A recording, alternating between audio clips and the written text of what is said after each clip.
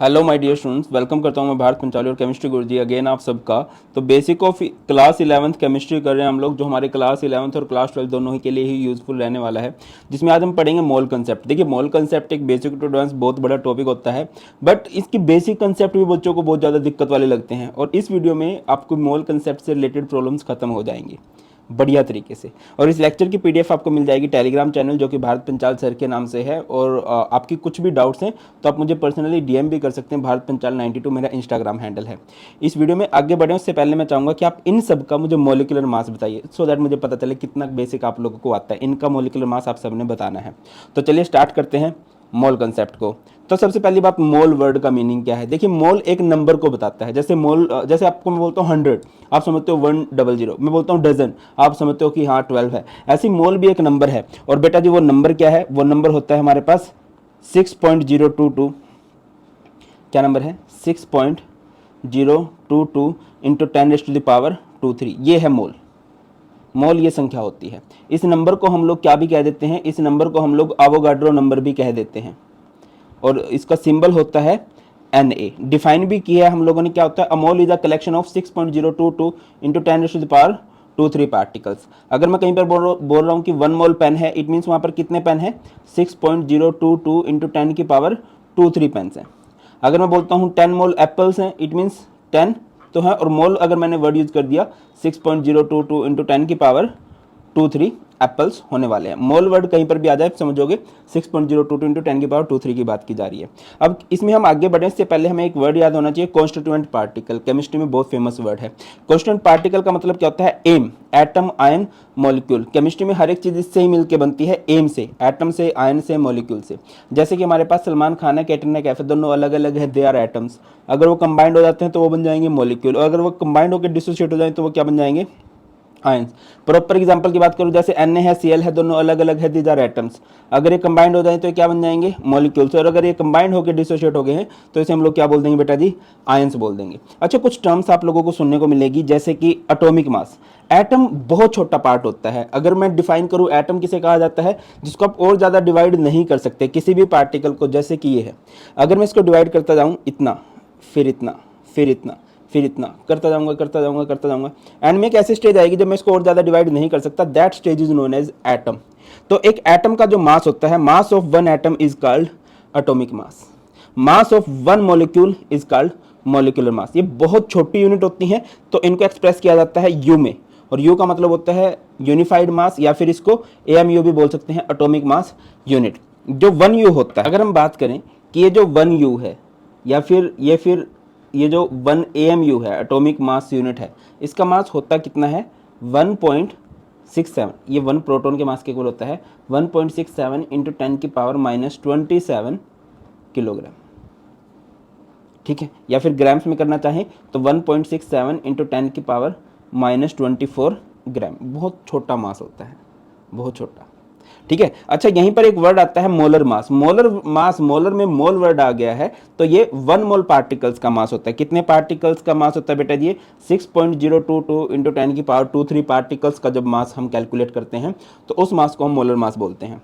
अब देखिए, ये मोल 1 मोल पार्टिकल एटम भी हो सकते हैं, ये 1 मोल पार्टिकल हमारे मॉलिक्यूल भी हो सकते हैं। अगर हम कहीं पर बात करते हैं मास ऑफ 1 मोल एटम्स की, 1 मोल एटम्स का मास है, उसे हम बोलते हैं ग्राम एटॉमिक मास। और अगर मैं बात करता हूं मास ऑफ 1 मोल मॉलिक्यूल की, तो उसे हम मॉलिक्यूल का मास जो होता है उसे हम बोलते हैं ग्राम मॉलिक्यूलर मास। सर, इसके सामने ग्राम्स क्यों लगा रहे हैं? क्योंकि मोलर मास को हम ग्राम्स में एक्सप्रेस करते हैं। मोलर मास होता क्या है? 6.022 इंटू 10⁻² पार्टिकल्स का मास। एक एटम का मास या फिर एक मॉलिक्यूल का मास जब आप निकालते हो तो उसको यू से एक्सप्रेस करते हो, AMU से एक्सप्रेस करते हो। मैं आपको थोड़ा सा एग्जाम्पल देकर समझाने का प्रयत्न करता हूं। जैसे कि हमारे पास सोडियम है, सोडियम का मास मैंने लिख दिया 23U, तो ये इसका एटॉमिक मास है, एक एटम का मास है। और अगर मैंने लिख दिया 23 ग्राम्स, ये ग्राम्स में एक्सप्रेस किया है, ये इसका ग्राम एटॉमिक मास है, ये इसके 1 मोल पार्टिकल्स का मास है। ऑन दी अदर हैंड, अगर मैं H2O की बात करूं, H2O में एटम्स जुड़े हैं तो ये मॉलिक्यूल है। H2O का 18U आया तो ये इसका मॉलिक्यूलर मास है। और अगर मैं इसका ग्राम मॉलिक्यूलर मास निकालना चाहूं या इसका मोलर मास निकालना चाहूं, इसके कितने पार्टिकल्स लेके चलूं? 1 मोल पार्टिकल्स या 6.022 इंटू 10⁻² पार्टिकल्स, तब इसका मास आएगा 18 ग्राम। इसको हम लोग बोलेंगे ग्राम मॉलिक्यूलर मास। बात क्लियर हो रही है। एक एटम का मास यू में और 1 मोल एटम्स का मास ग्राम्स में, 1 मॉलिक्यूल का मास यू में और 1 मोल मॉलिक्यूल्स का मास किस में आ जाएगा, ग्राम्स में आ जाएगा। मैंने कुछ कॉमन एग्जांपल लिखे हैं एटॉमिक मास जिनसे जनरली क्वेश्चन बनते हैं, और बाकी टेंशन लेने की जरूरत नहीं है, एग्जाम में जनरली आपको दिया ही होता है, बट फिर भी सेफ जोन में जाने के लिए मैं कहूँगा कि एक बार इसको देख लीजिए, क्योंकि मोस्टली क्वेश्चन इनसे ही बनेंगे। स्क्रीनशॉट ले लिया होगा। चलिए आगे बढ़ते हैं और बात करते हैं, जैसे कि आपको H2O का मॉलिक्यूलर मास निकालना है तो क्या होगा, हाइड्रोजन 2 हैं, एक हाइड्रोजन का 1 होता है और ऑक्सीजन का होता है 16। तो बेटा जी यहाँ से कितना आ जाएगा, 18U आ जाएगा। 18U इसके मॉलिक्यूल का मास है, मैं 18 ग्राम भी लिख सकता हूँ, ये इसका मोलर मास है, ये GMM है, gram molecular mass. Molecular mass को ग्राम्स में एक्सप्रेस करती है।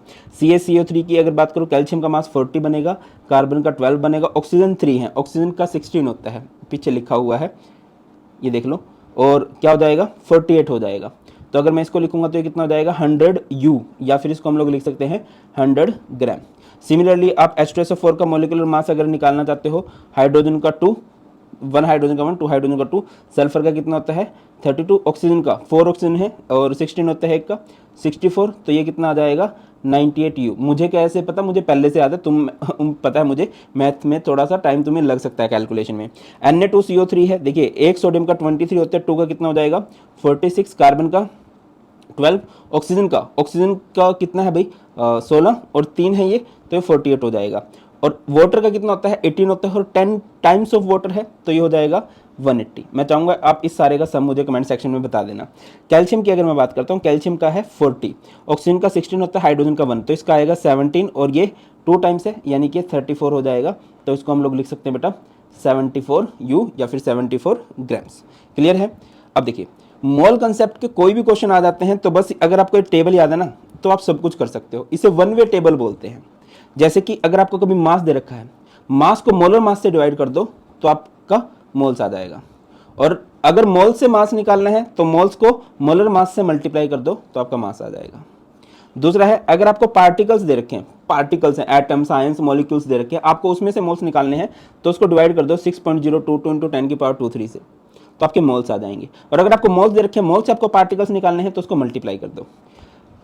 कभी भी मोल्स निकालने हैं तो हम लोग डिवाइड का सहारा लेते हैं, मोल से कुछ भी चीज निकालनी है तो हम मल्टीप्लाई का सहारा लेते हैं। अच्छा वॉल्यूम निकालना है, वॉल्यूम गैसेज के लिए यूज होता है और एट एसटीपी हम लोग कैलकुलेट करते हैं वॉल्यूम।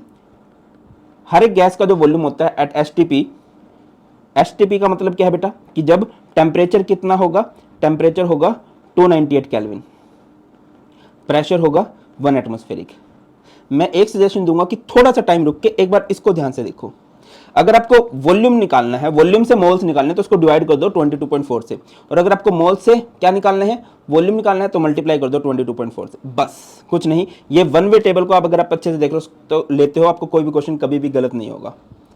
ठीक है, बहुत सिंपल वे में हो जाते हैं क्वेश्चन। चलो कुछ प्रैक्टिस करते हैं। जैसे आपको 490 ग्राम ऑफ H2SO4 दे रखा है, आपको नंबर ऑफ मोल्स निकालने हैं, तो नंबर ऑफ मोल्स कैसे निकालेंगे। अगर आपको मास दे रखा हो, देखिए मास अगर दे रखा है और उससे मोल्स निकालने हैं तो उसको डिवाइड कर दो मोलर मास से, तो इसको बोलते हैं गिवन मास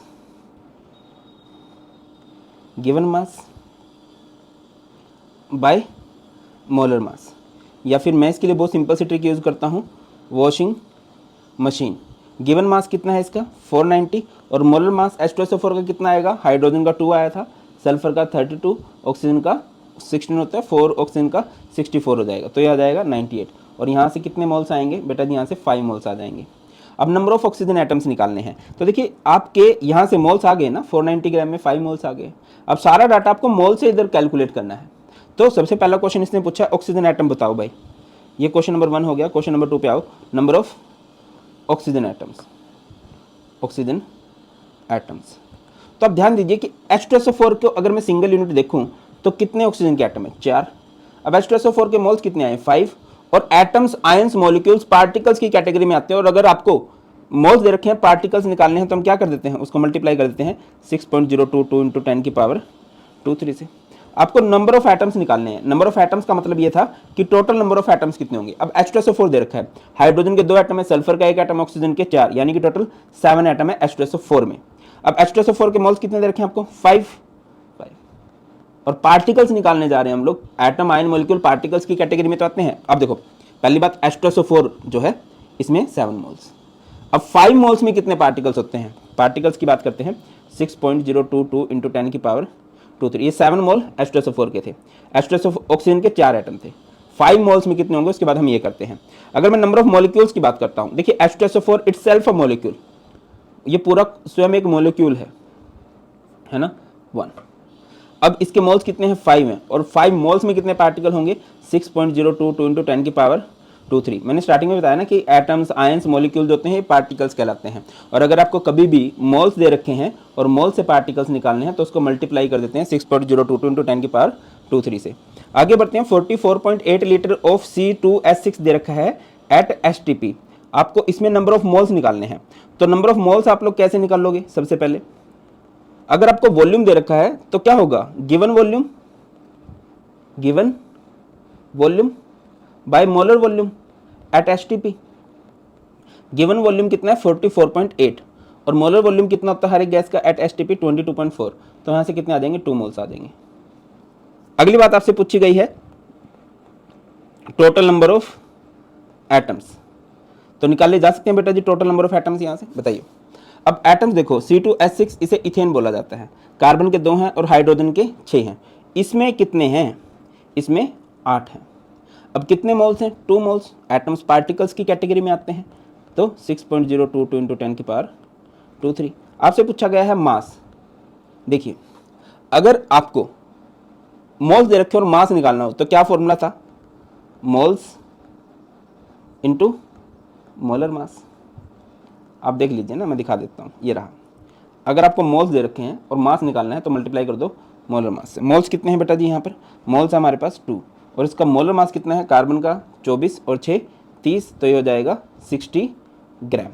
अच्छा, यहाँ पर आपको नंबर ऑफ ऑक्सीजन एटम गलत लिख दिया हम लोगों ने।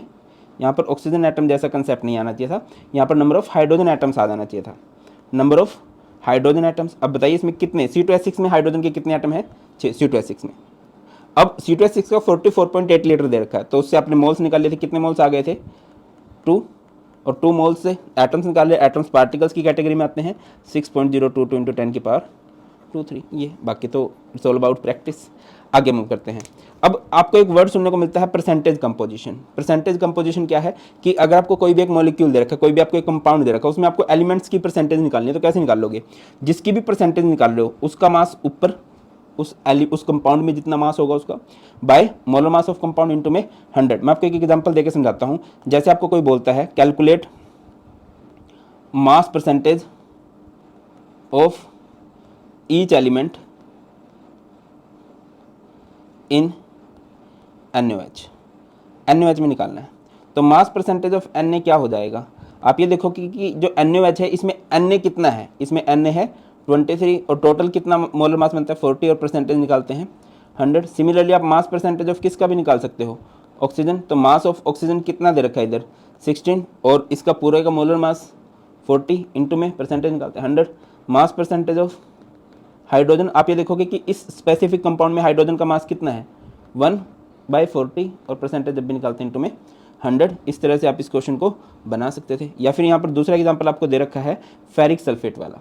तो आप देखोगे कि फेरिक आयरन का कितना मास है इसमें बाय में, इस पूरे मॉलिक्यूल का मास कितना है, इस पूरे कंपाउंड का मास कितना है, परसेंटेज निकालने के लिए इंटू में 100 कर सकते हैं। आगे बढ़ते हैं तो आपके पास मोल फ्रैक्शन, मोलैरिटी, मोलैलिटी जैसी टर्म्स आती हैं। उससे पहले मैं एक बात बताना चाहूँगा, सॉल्यूशन टर्म आप लोगों ने सुनी होगी। सॉल्यूशन एक मिक्सचर होता है, ठीक है, होमोजेनियस मिक्सचर होता है जिसमें 2 या 2 से ज़्यादा कंपाउंड 2 से ज़्यादा सब्सटेंस मिले होते हैं। जैसे कि शुगर सॉल्यूशन का मतलब होता है मीठा पानी। अब मीठा पानी है उसमें पानी और चीनी होता है। जनरली इसमें पानी ज़्यादा होगा तो पानी को हम लोग क्या बोलेंगे? सॉल्वेंट बोल देंगे। और जो चीनी होगी वो कम मात्रा में होगी तो उसे हम लोग क्या बोल देंगे? सोल्यूट बोल देंगे। ये वाला सिंपल है। मोल फ्रैक्शन मीन्स होता है रेशियो। किसका रेशियो है? ये मोल्स का रेशियो है। आपको जिसकी भी मोल फ्रैक्शन निकालनी है, जैसे इसको काई से रिप्रेजेंट करते हैं, सिंबल होता है काई का। आपको मोल फ्रैक्शन निकालनी है ऑफ ए तो इसका फॉर्मूला होगा number of moles of A bye number of moles of solution. आपको मोल फ्रैक्शन निकालनी है बी की तो फॉर्मूला क्या बनेगा? Number of moles of B by number of moles of solution. ये एक रेशियो है। इसके बारे में 2-3 खास बातें हैं। पहली बात यह है that mole fraction of solution is 1। दूसरी बात, mole fraction is a unitless quantity, इसकी कोई भी यूनिट नहीं होती। एंड तीसरी बात it is independent of temperature, ये टेम्परेचर पर डिपेंड नहीं करता है, इंडिपेंडेंट ऑफ टेम्परेचर। ये 2-3 बातें आप लोगों को याद रखनी है।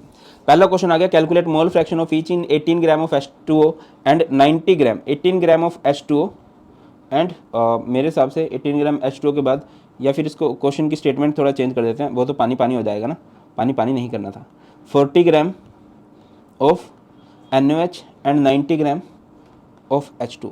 अब ये सबसे पहले हम इनके नंबर ऑफ मोल्स निकाल लेंगे। Number of moles of NaOH कैसे हो जाएंगे बेटा, washing machine given mass by molar mass, NaOH में NaOH का मास कितना है 40, बाय मोलर मास इसका 40, तो इसके मोल्स आ जाएंगे 1 मोल आ गया।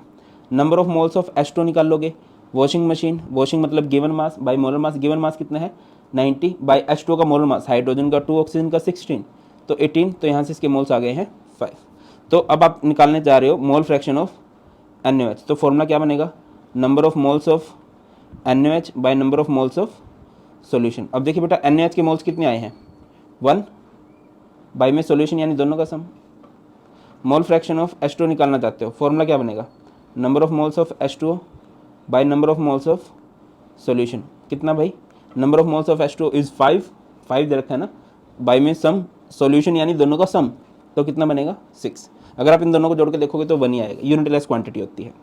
अगला टॉपिक आपको सुनने को मिलता है मोलैरिटी। मोलैरिटी क्या होता है कि एक गिवन सॉल्यूशन के अंदर कितने मोल्स हैं सोल्यूट के, या फिर 1 लीटर ऑफ सॉल्यूशन के अंदर कितने मोल्स हैं सोल्यूट के। डिफाइन किस तरह से करते हैं, it is defined as number of moles of solute present in per litre volume of solution. Denote किससे करते हैं, इसको कैपिटल M से रिप्रेजेंट करते हैं। फॉर्मूला क्या होता है, number of moles of solute in volume of solution in litre. तो यहाँ से इसकी यूनिट अगर कोई बनाना चाहे तो यूनिट क्या बन जाएंगी, मोल्स पर लीटर। अगर आप किसको न्यूमेरिकल करने हैं इजीली मोलैरिटी के, वॉशिंग मशीन 1000 में देगी विमला, मैं समझाता हूँ क्या है। अगर आपको कभी भी मोलैरिटी के न्यूमेरिकल करने हैं तो फॉर्मूला क्या बनेगा, वॉशिंग मशीन 1000 में देगी, कौन देगी भाई, विमला। WB मीन्स होता है मास ऑफ सोल्यूट, MB का मतलब होता है molar mass of solute, 1000 VML का मतलब होता है वॉल्यूम इन मिलीलीटर। जैसे क्वेश्चन है calculate molarity of 20 gram NaOH in 200 millilitre of solution, आपको ये करना है। तो अगर आप इसकी मोलैरिटी निकालने जा रहे हो तो फॉर्मूला क्या बनेगा, वॉशिंग मशीन 1000 में देगी विमला। वॉशिंग का मतलब क्या है, mass of solute that is 20 gram. Molar mass कितना है भाई, NaOH का मोलर मास देख लीजिए, Na का 23, ऑक्सीजन का 16, हाइड्रोजन का 1, तो ये बनेगा 40 इंटू में 1000, बाई में वॉल्यूम इन मिलीलीटर कितना दे रखा है 200, तो ये 5 पे जाएगा, ये 2 पे जाएगा, 5/2 दैट इज 2.5, और यूनिट क्या होती है इसकी, मोल्स पर लीटर। आगे आ जाओ, मोलैलिटी। मोलैलिटी उसी की बहन है मोलैरिटी की, इसको हम किससे रिप्रेजेंट करते हैं, इसको हम स्मॉल m से रिप्रेजेंट करते हैं। Number of moles of solute dissolved in 1 kilogram of solute, वो क्या था, number of moles of solute dissolved in per litre volume of solution.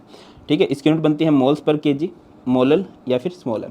और सिंपल सा फॉर्मूला होगा, वॉशिंग मशीन 1000 में आएगी वॉशिंगटन से। ट्रिक याद रहेगी, कमेंट सेक्शन में जरूर दोनों की ट्रिक रिपीट कर देना, मोलैरिटी की भी और मोलैलिटी की भी। तो देखिए calculate molality of 49 gram H2SO4 in 100 gram water. तो इसको करेंगे कैसे, जब आप मोलैलिटी निकालना चाहते हो तो क्या होगा, मोलैलिटी इज वॉशिंग मशीन 1000 में आएगी, कहाँ से आएगी भाई, वॉशिंगटन से। Washing is given mass, given mass कितना है 49, बाय मोलर मास H2SO4 का मोलर मास ऑलरेडी निकाल चुके हैं 98 इंटू में 1000, बाई में मास ऑफ सॉल्वेंट लेना है तो वो दे रखा है 100, 49 टू द 98, ये 10/2 दैट इज 5 मोलर लिख दो, ये भी आपको याद रहेगा मोलैलिटी की यूनिट। एक क्वेश्चन पूछा जाता है, out of molality and molarity which one is unaffected with increase in temperature. देखिए जो मोलैरिटी है वो एक मास बाय वॉल्यूम कंसेप्ट है। ऑन दी अदर हैंड जो मोलैलिटी है वो एक मास बाय मास कंसेप्ट है। ठीक है, याद रहेगा, molarity is a mass by volume concept while molality is mass by mass. ये क्या रहती है, रिमेन्स अनअफेक्टेड विद टेम्परेचर, इस पे टेम्परेचर का कोई फर्क नहीं पड़ता। और ये क्या होती है बेटा, decreases with increase in temperature. ऐसा क्यों है सर, ये डिक्रीज क्यों करती है with increase in temperature, volume है ना, टेम्परेचर बढ़ाओगे वॉल्यूम बढ़ता है। सिंपल, एक बर्तन में पानी ले लिया, अगर आप उसका टेम्परेचर बढ़ाओगे उसने कुछ स्पेस ऑक्यूपाई कर रखा है, स्पेस ऑक्यूपाई को ही वॉल्यूम बोलते हैं। जब टेम्परेचर बढ़ता है तो ज़्यादा स्पेस ऑक्यूपाई करता है, पार्टिकल दूर दूर जाते हैं, वॉल्यूम बढ़ गया, और जब वॉल्यूम बढ़ गया तो मोलैरिटी घट जाती है। ये मास बाय मास है, मास कम ज़्यादा नहीं होता टेम्परेचर बढ़ाने से, तो दैट्स वाई ये अनअफेक्टेड है। और ये क्या हो रही है बेटा, डिक्रीज कर रही है विद इंक्रीज इन टेम्परेचर। और यही था हमारा मोल कंसेप्ट, सिंपल सा। बाकी और ज़्यादा डिटेल में तो 12th में पढ़ोगे ही, बट हाँ बेसिक सारे का सारा यही है। That's all in this video. बहुत जल्द मिलते हैं, ख्याल रखिए अपना। God bless you all, please take care.